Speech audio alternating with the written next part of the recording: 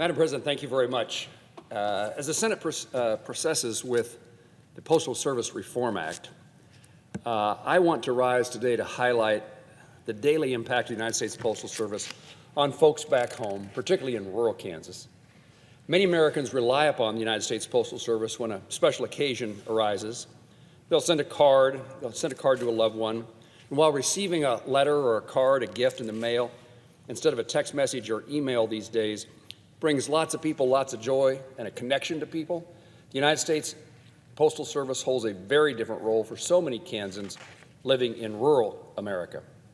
Its services are ingrained in the daily routines and lifestyles of our rural communities. Men and women of our communities gather at the post office. They see their friends and neighbors when they go to get their mail at the mailbox, at the post office. Everything from celebrating birthdays and weddings to supporting the town's economy to even providing life-saving assistance during a natural disaster or global pandemic revolve around the post office. Ron Hullab, the former president of Kansas State Association of Letter Carriers, reminded me of a supercell tornado that hit Manhattan, Kansas in June of 2018. There was no electronic communications available, and the only reliable way to communicate was the post office. One of the first people allowed into the affected area was Rod, the postal carrier. Kansans living in Manhattan at the time have told me stories of how Rod assured every family that they'd still be able to connect to their mail service since electronic communications were down, and would be a while before they could be restored. Insurance claim information and legal documents were going to be vital in rebuilding their lives, and Rod ensured safe, secure, and timely delivery of those documents. Similar situations occurred in communities of Reading and Greensburg when natural disasters cut off their access to the local post office. When natural disasters wreak havoc in Kansas, the priority of my efforts in the aftermath is helping to ensure postal operations resume quickly for Kansans who've lost almost everything. In both of the cases of Greensburg and Reading, the Postal Service worked quickly with the communities to reestablish mail service and provide a method of communication to rebuild from the destruction. It's often a neglected fact that the United States Postal Service letter carriers are the protective eyes and ears of the neighborhood, often going the extra mile to aid a customer in need of assistance.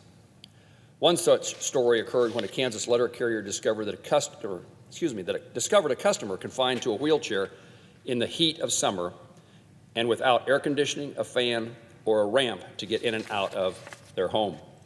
The Kansas letter carrier took it upon herself to rally the neighbors who all provided the customer with a window AC unit, a fan, and had a ramp built. Much of the benefits of the Postal Service Reform Act will be halting the service reductions Kansans have been subjected to for the past 15 years. Dozens of post offices across the state have closed, and multiple rural processing facilities in Dodge City, Colby, Hayes, Salina, Topeka, and Fort Scott were shuttered. Now, if you live in many parts of western Kansas or eastern or southeast Kansas, your mail is processed someplace far away. North Platte, Nebraska, Amarillo, Texas. There are only 2 processing facilities that remain in our state. The impact of these closures and the consolidations disproportionately affect rural Kansans in both service reductions and lost jobs. Congressional action on postal reform legislation will allow the United States Postal Service to continue serving rural America without fear of imminent service reductions that will further isolate rural communities. The solution to the post office's financial circumstances can't simply be eliminating service, reducing service.